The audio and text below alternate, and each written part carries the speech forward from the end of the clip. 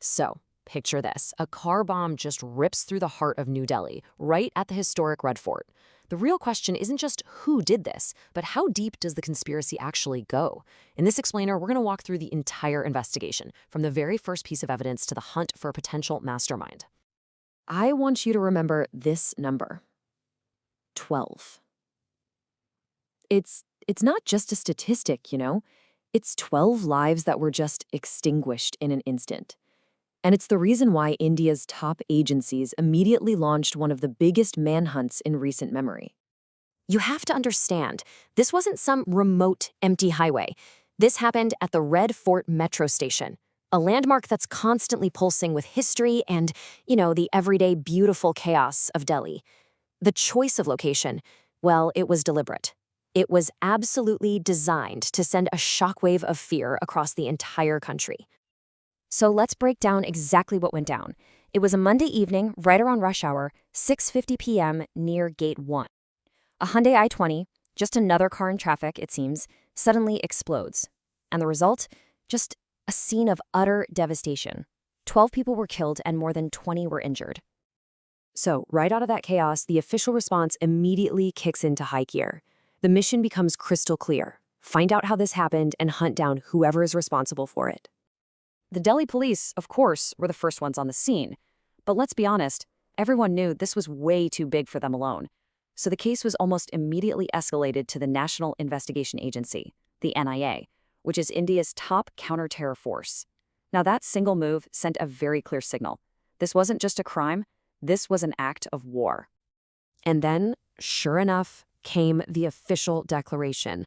The Central Cabinet came out and labeled it a terrorist incident. And look, that wasn't just a formality.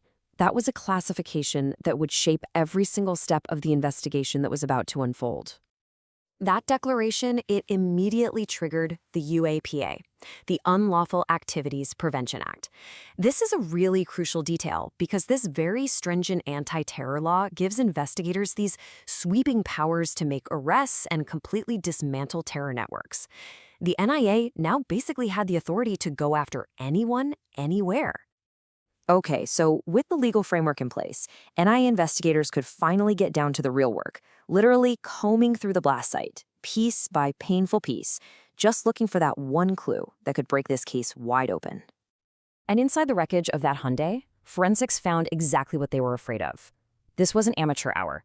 This was a sophisticated, high-intensity IED. The key components, ammonium nitrate and a detonator, are the classic, chilling signatures of a professional terror cell. And that ammonium nitrate, that stuff is particularly nasty.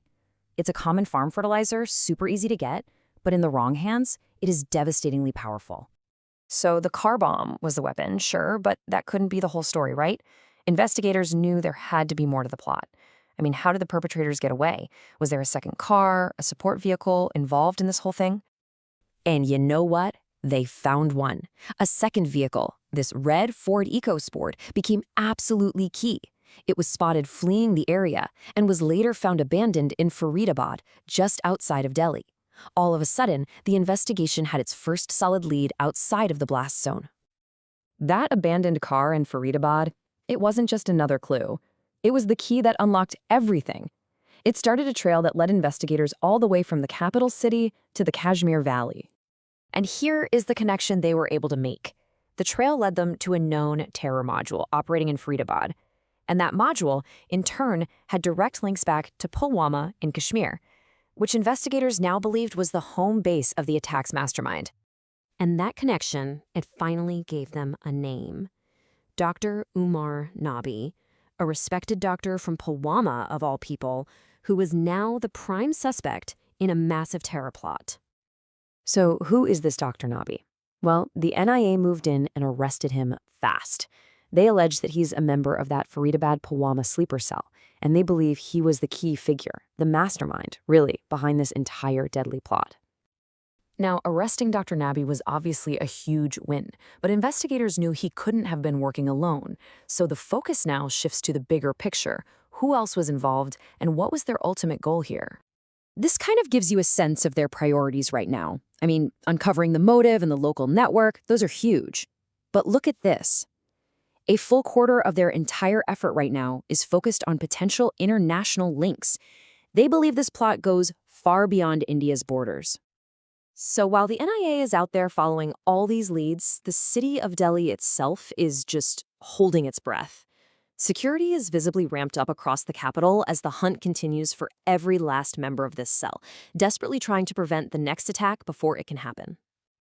So I guess the final question is this. Was Dr. Nabi the real mastermind, or was he just the first thread they pulled from a much larger global web? The next move in this investigation won't just be about getting justice for those 12 lives lost. It could be about uncovering a threat that extends far, far beyond Delhi.